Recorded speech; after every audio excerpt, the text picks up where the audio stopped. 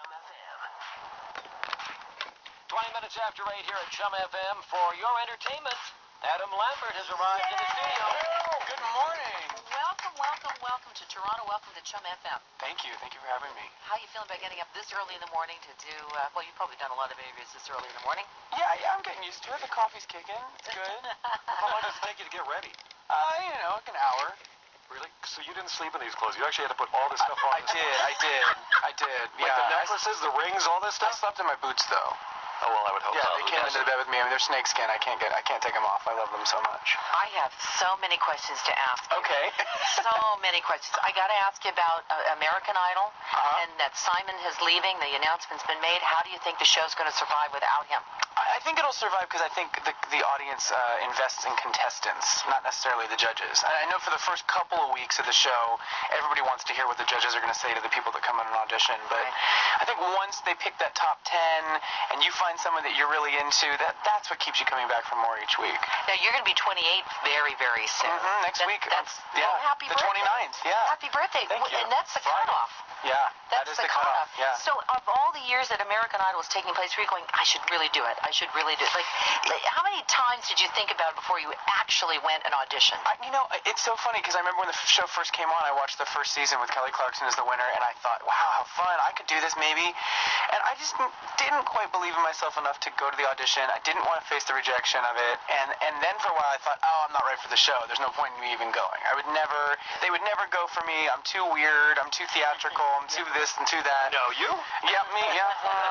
So then finally I got to the point where I started working on music, and I thought, how am I going to make it in this industry when, you need a fan base in order to get signed? Being discovered is a dying art. It's a thing of the past. And I thought, wow, what a better platform than that. How did you feel though walking up for that first audition? Is it pretty, My heart was racing. Yeah, it's nerve-wracking. Intimidating? Yeah, really intimidating. And you get up there, and I've watched the show, it's been on for 8 years, and all of a sudden I'm in front of Simon and Paula and Randy and Kara that year for the first time, and I thought, oh my gosh, I can't believe this is actually happening. It's so surreal. I can't remember the song that you sang to audition. Well, actually, the first song I sang was I Want to Rock With You by Michael Jackson, but they only showed Bohemian Rhapsody, which ended up being my second song that they showed. Okay. Yeah. I did not know that. Okay. I think they just wanted to paint me as the classic rock guy from the get-go. So I would think that no matter how much confidence you have in yourself before you get up there, just before you have to do that audition, you must think, all the clowns that get up there that think they can sing, and they can't. Someone convinced them. Like, I would be doubting myself right to that point, and would probably just, even if I had a voice, would probably lose it at that point. Yeah, and I think I feel so bad for the people that come on the show that get trashed, because I'm like, wow, they really believe that they can do this, and it's so sad to see their heart crushed. But you know what? I mean, that's part of what makes the show so fascinating. I think. And you'll be watching when it gets to the top 10. Oh, definitely. Yeah, but not yet, a little early. It makes me sad. Yeah. I'm like, oh. Yeah, a couple weeks of it is okay, and then it's just like, okay, stop this train wreck right now. And then the other thing that I get so frustrated about is sometimes, and I would say it to their faces, that the judgment is so subjective.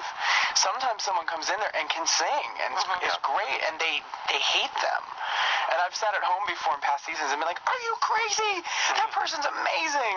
But it's not just about the singing, is it? It's That's also true. about charisma and, the style. Yeah, and I think in a reverse way, I think also they like contestants that come on the show that they can mold. They kind of start out, very like, boy or girl next door, and then they can evolve into something a little bit more glamorous. So. And the entertainment value for the purposes of television. Yeah, and that arc, that growth and that journey, I think is really important. Adam Lambert is here, and let me ask you, last week you were on Oprah. I was. I think about you in this past year and how crazy and frenzied it must be for you to be now sitting in front of Oprah. You didn't even seem to be the least bit intimidated by her.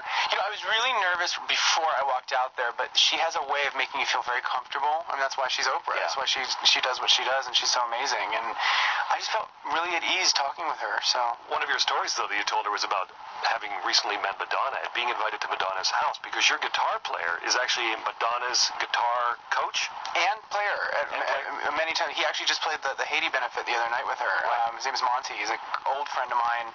We had a band together for a couple years. So he finally convinced he knows how much of a Madonna fan I have always been.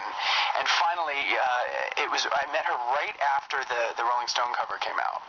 So I think that's what it took to get me a ticket to the house. And where was this house? Is this in New York? Or yeah, it was right on Central Park, and I guess that's how you meet Madonna. You gotta get on the cover of a magazine. And so how did it go? How was it? She was amazing. She was amazing. intimidated by Oprah, but by Madonna? Madonna, I got real starstruck. I grew up watching her. She's amazing. She's an incredible creative being, and she has reinvented herself over the years and created such great imagery and music. And my heart was racing, and I said, oh my gosh. And she said, what? And I was like, I'm sorry, I'm just a little intimidated. She said, why? And I said, because I love you. And she said, so love equals intimidation for you? She's so easy. I said, yeah. So easy to get along with, you know? Yeah. You know, I have to ask you too. You have a younger brother, and I want to know how your fame has really affected him. How is he handling all of this? You know, he's funny. He has got a blog called Negative Neil. And he's got this really dark sense of humor. He's very sarcastic and cynical, and he's written about it a couple times on his website. He's very funny, very smart, and it's been an adjustment for him and the rest of my family, but I think ultimately he's proud of me, and he gets a kick out of it, and he goes through this this crisis of, like, whether or not to name drop. I think he's been at bars before with girls, and he said, yeah, I met this girl, she was really, really cute, and I don't know, I wasn't feeling it. I'm like, Neil, I know you feel kind of corny, but there's probably, like, a really subtle way you could be like, do you know who my brother is? And he's like, no, I won't do it. And I was like, well, I respect your integrity, my friend, but use it. It might get you laid. I don't know. Let's hear your current hit, Adam. Yes. Adam Lambert, and what do you want from me on CHUM FM?